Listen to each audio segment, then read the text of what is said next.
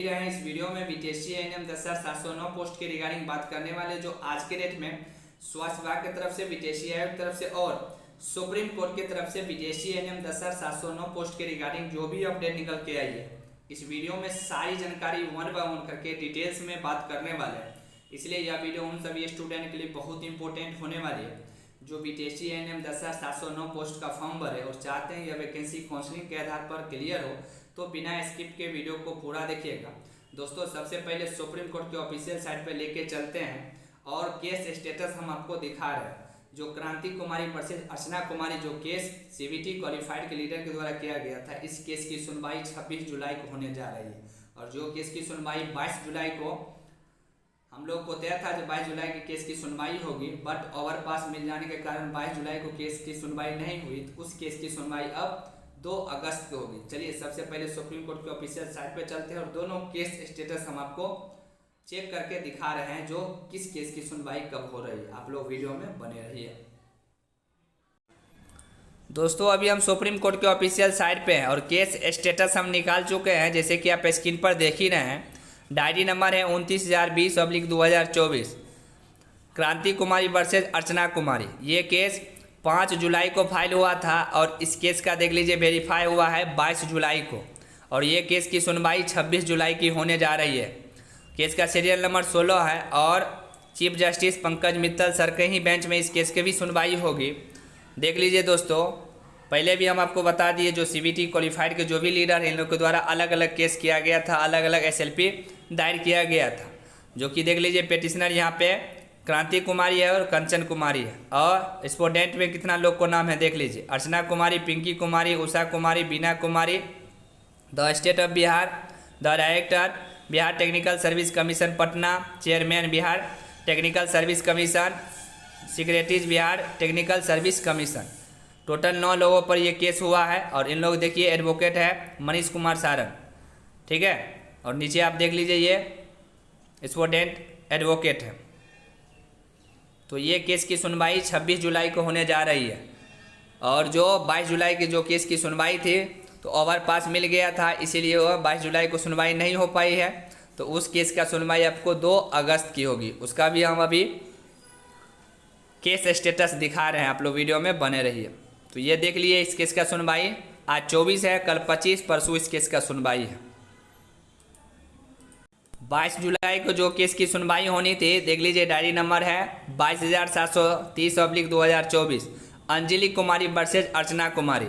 ये केस देख लीजिए 13/5 का फाइल हुआ था ये केस, ठीक है। और वेरीफाई देखिए 30 जो है इसको वेरीफाई हुआ, 3/6/2024 को ये केस वेरीफाई हुआ, ठीक है। और इस केस का अब सुनवाई होगी 2 अगस्त को। देख लीजिए ध्यान से, कब सुनवाई होगी, 2 अगस्त की इस केस की सुनवाई होगी और यही चीफ जस्टिस है पंकज मित्तल सर की बेंच में सुनवाई होगी। जो 26 जुलाई के क्रांति कुमारी वर्सेज अर्चना कुमारी केस का जो सुनवाई हो रही है, ठीक है। इससे पहले 22 जुलाई को जो हम लोग को यही केस का सुनवाई होने वाला था, तो यही पंकज मित्तल सर के बेंच में सुनवाई होने वाला था, बट ओवरपास मिल गया, इसलिए अब ये 2 अगस्त की सुनवाई होगी। तो देख लिए दोनों हम आपको केस स्टेटस निकाल के दिखा दिए सुप्रीम कोर्ट के ऑफिशियल साइट पे जाके। चलिए आगे बात करते हैं। तो दोस्तों, आप देख लिए क्रांति कुमारी वर्सेज अर्चना कुमारी, इस केस की सुनवाई 26 जुलाई को है, मतलब आज 24 जुलाई है, कल 25 जुलाई, परसों इस केस की सुनवाई है। और जो 22 जुलाई को जो केस की सुनवाई थी, वो केस की सुनवाई नहीं हो पाई, उस केस की सुनवाई आपको 2 अगस्त की होगी। समझ में आ गया? क्योंकि सीबीटी क्वालिफाइड स्टूडेंट के जो भी लीडर हैं, इन लोग के द्वारा अलग अलग एसएलपी किया गया, अलग अलग केस किया गया। अब धीरे धीरे सभी केस चल रहा है और धीरे धीरे सभी केस की सुनवाई हो रही है। तो क्रांति कुमारी वर्सेज अर्चना कुमारी केस की सुनवाई कब होगी? 26 जुलाई को। और जो 22 तारीख है जो है 22 जुलाई को जो केस की सुनवाई होनी थी, वो केस की सुनवाई अब कब होगी? 2 अगस्त को होगी, ठीक है। अब एक वीडियो और देखिए आप, जो हमारे संविदा एएनएम कल से धरना प्रदर्शन कर रही है। सबसे पहले इस वीडियो क्लिप को आप देखिए।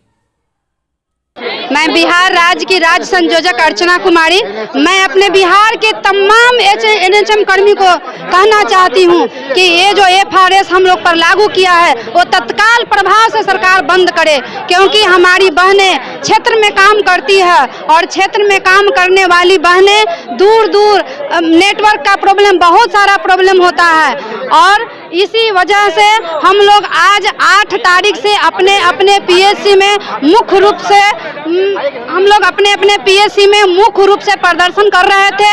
18 तारीख को अपने जिला मुख्यालय में प्रदर्शन किए और 23 तारीख हम लोग विधानसभा का घेराव किए हैं और सरकार हमारी बातों को नहीं मानेगी तब हम लोग और उग्र आंदोलन करेंगे। हम लोग छोड़ने वाले नहीं हैं, लड़ने वाले हैं। हमारी लड़ाई जारी रहेगी और तब तक जारी रहेगी जब तक हमारी बातों को सरकार सुनेंगे नहीं। ये अंधी सरकार, ये बाहरी सरकार, क्यों हमारी संविदा कर्मी पर ये आरोप लगाया जा रहा है? क्या संविदा पर काम करना हमारी जुर्म है?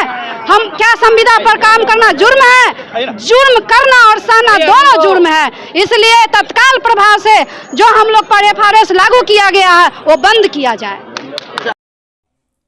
तो दोस्तों आप देख लिए, अब संविदा एनएम बहन के साथ अर्चना कुमारी भी धरना प्रदर्शन पर बैठी हुई है। इन लोग को एक ही मांग है, जो जब तक फेस अटेंडेंस सरकार हटाता नहीं है तब तक हम लोग धरना प्रदर्शन से नहीं हटेंगे। ठीक है, तो आप देख रहे हैं लगातार कल से इन लोगों को धरना प्रदर्शन जारी है। अब कब तक ये धरना प्रदर्शन चलेगी, सरकार कब मान रही है, ये तो आने वाला समय ही बता पाएगा।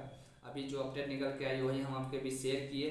तो आप देख रहे हैं जब धीरे धीरे सभी केस चल रही है और सभी केस की सुनवाई हो रही है, इसीलिए सभी स्टूडेंट जागरूक हो जाइए और जो भी पेमेंट बची हुई है वो पेमेंट आप लोग क्लियर कर लीजिए। सुरजीत सर को वो पेमेंट दे लीजिए ताकि हमारे जो भी वकील साहब हैं वो भी केस अच्छे से लड़ेंगे और अच्छे से केस को डील करेंगे। क्योंकि इन लोग के द्वारा जो 5 SLP दायर किया गया, धीरे धीरे सभी SLP चल रही है और सभी SLP की सुनवाई डेट आ रही है। इसीलिए जो भी रेस्ट अमाउंट बची हुई है सभी लोग रेस्ट अमाउंट सुरजीत सर को सहयोग राशि के रूप में आप लोग दे दीजिए ताकि सुरजीत सर वकील साहब को पेमेंट दे देंगे और पेमेंट का कहानी समाप्त हो जाएगी। तो दोस्तों अभी जो भी अपडेट निकल के आई है वही अपडेट हम आपके बीच शेयर किए। आई होप कि आप लोग समझ गए होंगे। तो चैनल पर नए, चैनल को सब्सक्राइब कर और नोटिफिकेशन पर सेट कीजिए और वीडियो को ज़्यादा से ज़्यादा अपने दोस्तों को भी शेयर कीजिए।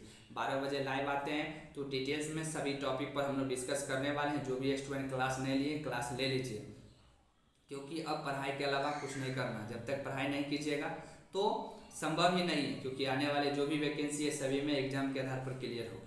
तो सभी जानकारी हम आपको बता दी है और यही सभी जानकारी हम आपको 12 बजे लाइव आते हैं तो डिटेल्स में सभी टॉपिक पर डिस्कस करने वाले हैं। इसलिए 12 बजे सभी स्टूडेंट लाइव आना नहीं भूलेंगे। Thank you.